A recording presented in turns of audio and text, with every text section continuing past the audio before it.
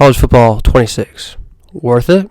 Or is it just the exact same game as college football 25? College football 26 is on its way. For those of us who have pre-ordered, it is dropping tomorrow morning at 12 Eastern time, and I couldn't be more excited.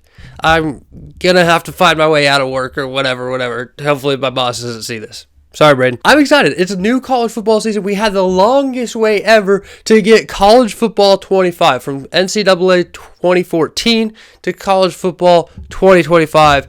Huge gap. But now we have the game year after year. College football 26 is being played by some of the most premier YouTubers already. Bordeaux's got his hands on it, MMG, Chris Smoove, all the guys and they've been playing it.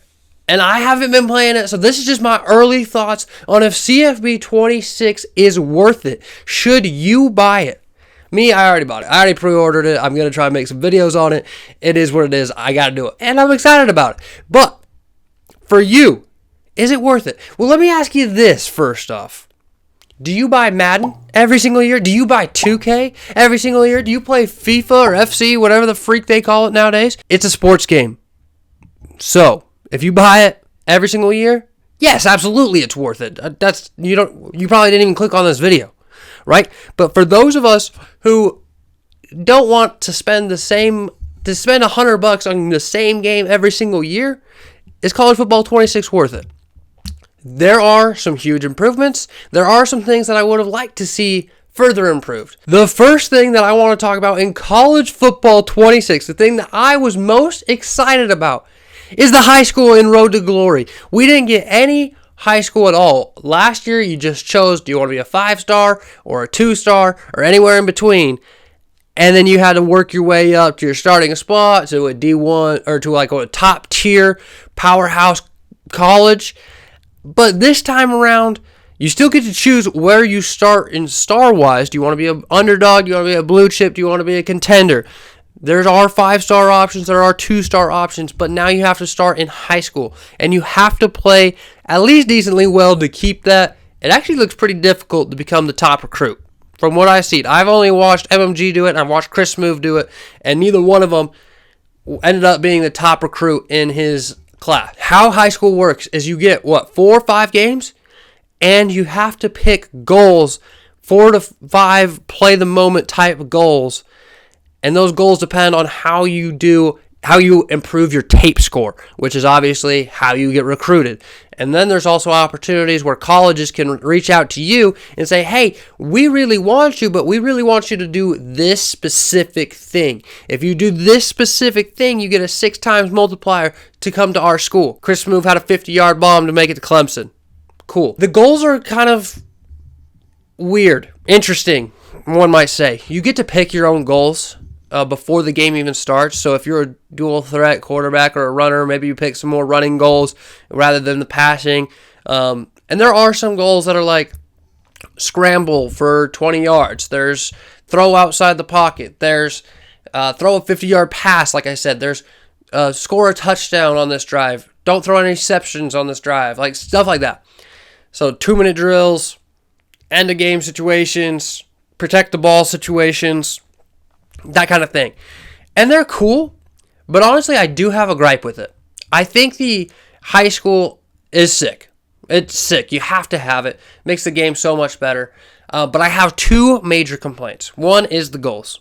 The goals are cool, and I like that the goals are a part of the game, and I'm glad that there's target objectives. But at the same time, I want to just play the game, man. Like, it should mean something if I have a 500-yard passing game. It should mean something if I lose the game, if I throw an interception in the clutch, or if we win by 30, like whatever it is, those should have an impact as well. And they do, but it doesn't seem very big in comparison to the drive goals. Like if you get the drive goals, which could be a 20-yard scramble, okay, I did that on the first play, and now I go throw an interception in the second play.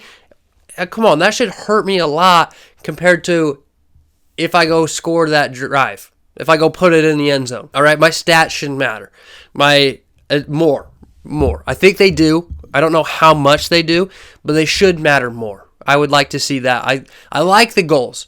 And even if it was like total game goals, like pass for 300 yards, rush for 50 yards, or whatever it is, right? Like I would want total goals, total game goals, and I would like, honestly, I'd like a longer season as well. And I really, especially if you go undefeated, I want a high school tournament. I want to go win a state championship, okay? I want to go win a state championship. I want the high school tournament. And they used to do that back in, what was it, NCAA 08 or 10 even maybe? Like they used to have where you just did your high school state championship tournament, or the playoffs. It was sick. And then they got into a full season at the, like in 2012, 2013. You got a full high school season. That was cool. I want to go win a state championship, so give me that opportunity. So my two gripes are that my stats don't matter enough. My in-game decisions don't matter if they don't line up with the goals, and that's lame. Like there are some goals that say don't throw an interception. So if you throw in an interception, obviously you're missing your drive goal, and that does hurt you. But if you complete all your goals and then throw an interception, it should hurt you just as much because an interception is an interception. It is a bad decision most of the time, right?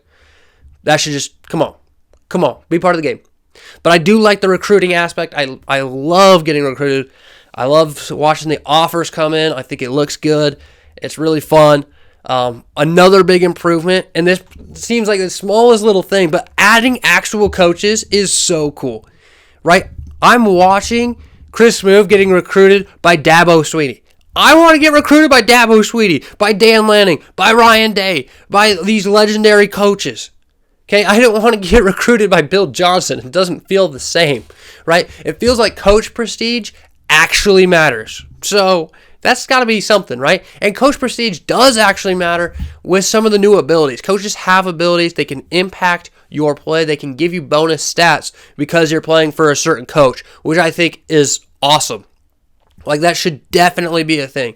You can see Dabo Sweeney here gives Chris Smoove an impact, whereas LSU does not. Also, shout out Chris Smoove, man. He's been in the game so long, I don't think he even knows who Dabo Sweeney is.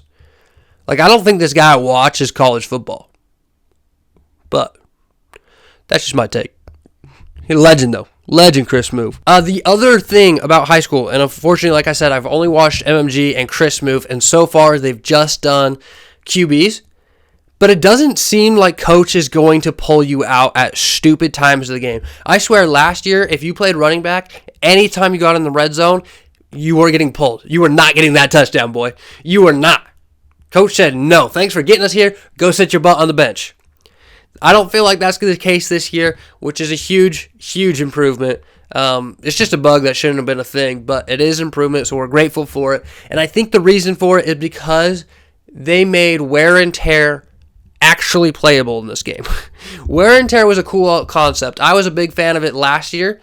I just didn't like the execution of it. Obviously, it was way too much. Your players were getting negative 19 speed for being moderately injured. Like, that's crazy.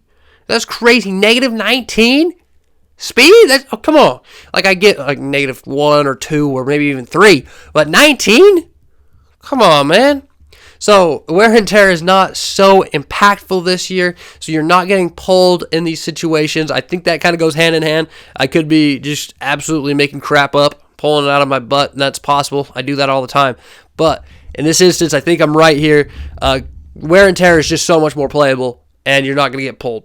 Two big improvements. Now let's go over to Dynasty mode. A lot of you guys are more Dynasty. Comment down below. Are you more of a Dynasty guy or Road to Glory? Because I'm more Road to Glory, but I play both for sure. Dynasty's biggest improvement is that it is cross-platform this year. Xbox can play with PlayStation, and that is a big deal. But the biggest thing in the actual gameplay is that realistically, recruiting is better. Like, it just is more realistic. If you want to be one of the new one-star programs like Missouri State and go out there and get a 5-star recruit, I think that's still possible, but I don't think it's as realistic, and so maybe that's a down for you. But for me, I want more realistic recruiting, and that is a lot better. It's just going to be a lot more difficult to get the recruits you want, which is a good thing, right? We don't need powerhouse programs from Conference USA. As far as gameplay, this game is not drastically improved. Honestly, I didn't see much outside of the wear and tear. The wear and tear is a big factor. We already know that. We already discussed that. It is improved. It is better. It does make the game more manageable.